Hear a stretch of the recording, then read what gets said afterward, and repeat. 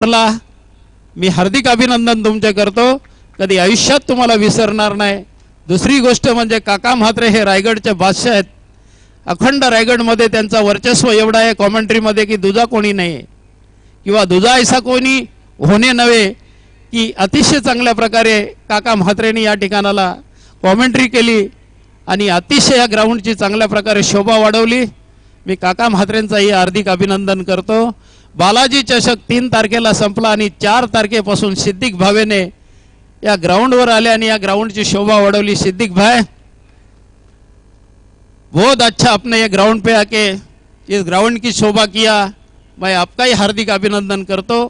या ठिकाणाला आमचे काही पंच मंडळी होती, गोकुलदास पाटील होता, अंकुश पाटील होता, अनेक वसईवरून आलेले पंच होते, हंपर होते, अनेक लोकांनी या ग्राउंडची शोभा वाढवली। मी कधी पुन्हा कदारूपी या लोकांना विसरू शकत नाही। ज्या ज्या वेळेला आमचे चषक असतील त्या त्या वेळेला तुमची 1 महिना अगोदर आठवण आल्याशिवाय आम्हाला राहणार नाही।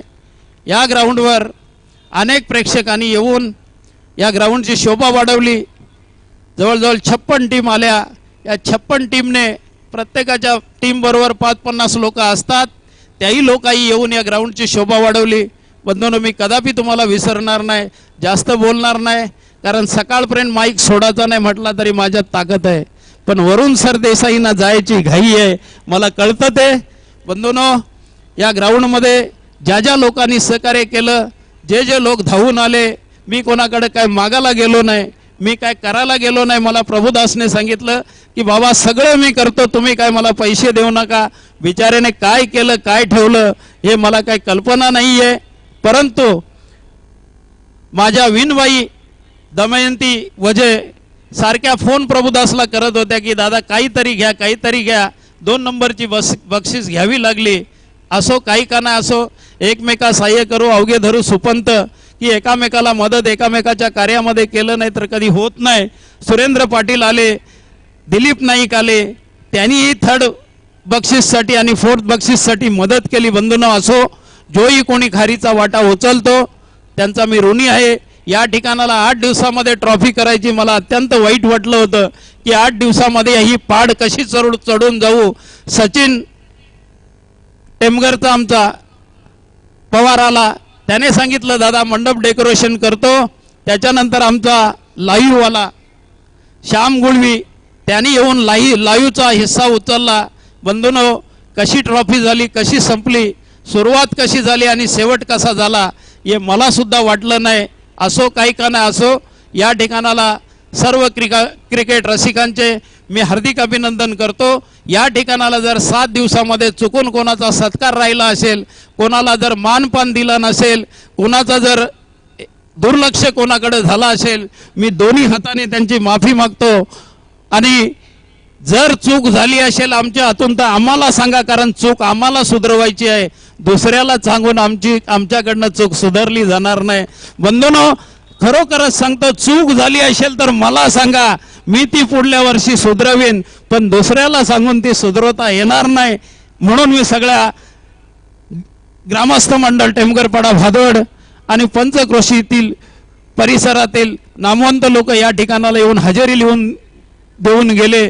बंधूंनो, फार मी त्यांचा ऋणी आहे। सगळ्यात जास्त म्हणायचं म्हणजे मी राजेंद्र देवळेकरांना काल संध्याकाळी फोन केला, मुंबईला जाता जाता, जुने मित्र आहेत माझे 25-30 वर्षाचे, एकत्र आनंदिगेच्या तालमीत शिकलेली लोक, काही काना असो एका हाकेला धावून आले, नुसते धावले नाही तर 3 तास या ठिकाणाला थांबले। बंधूंनो, फार वेळ झालेला आहे, मी आपली रजा घेतो। जाता जाता आमदार साहेबांना सांगतो, काळजी करायची गरज नाही, हा सूर्य आणि हा जयेंद्र दाखवण्याची ताकद आमच्या हातामध्ये। बंधूंनो, ध्यान ठेवा, कोकिलेचा कंठ अतिशय गोड आणि मधुर आहे, पण कंठ फुटण्यासाठी तिलाही वसंत ऋतूची गरज लागतं, हे विसरून चालणार नाही। चातकामध्ये एवढी ताकद आहे की दूध आणि पाणी तुम्ही किती मिक्स करा, दूध एका बाजूला काढेल आणि पाणी एका बाजूला काढण्याची ताकद चातक पक्षामध्ये आहे, माणसामध्ये नाही। लक्षात ठेवा, शास्त्राचा अनेक उदाहरणं मला अनेक साधू संतांनी शिकवलेले आहेत, सब जंगल में शेर नहीं होते. सगळ्या जंगलामध्ये कधी वाघ नसतात, चुकून एखादा जंगल आहे त्याच्यामध्ये वाघ असतो. सब जंगल में मलिया चंदन नहीं होता, मलियागिरी चंदन सगळ्या जंगलामध्ये नसतो. एखादा जंगल आहे त्याच्यामध्ये मलियागिरी चंदन आहे, तिथंही विरंपण बसला होता, सरकारचा चालून देत नव्हता. विचार करण्यासारखी गोष्ट आहे बंधूंनो.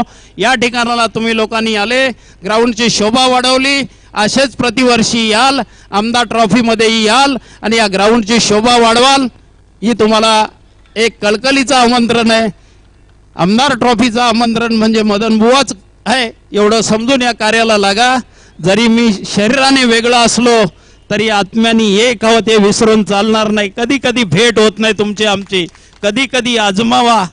हिरा सोनाराकडनं जर सोना आपण घेतला ना, विकायला त्याच्याकडे गेलो, तो पण 10 वेळा घासून घेतो. खरा आहे का खोटा आहे? अरे तुम्हीच दिले, तू घासत कशाला? बिल आहे आमच्याकडं तरी तो 10 वेळा सोना घासतो. माणसाला घासाची गरज नाही. काकांना कधीच घासू नका.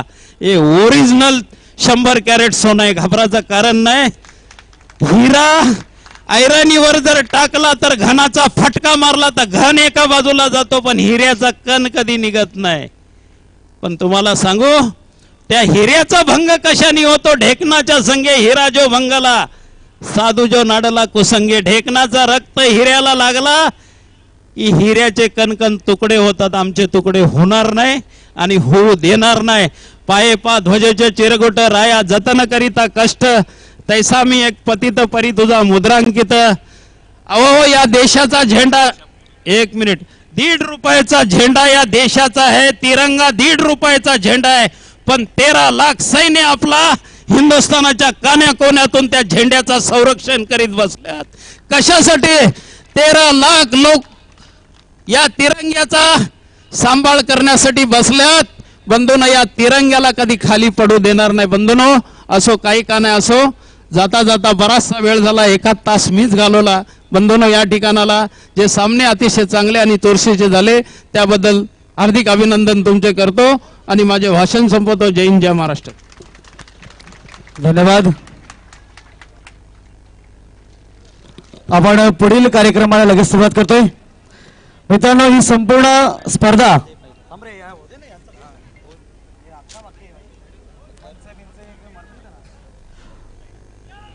मान्यवरांना विनंती असेल, फक्त शेवटची 10 मिनिटं द्या आम्हाला. पंच वगैरे सगळे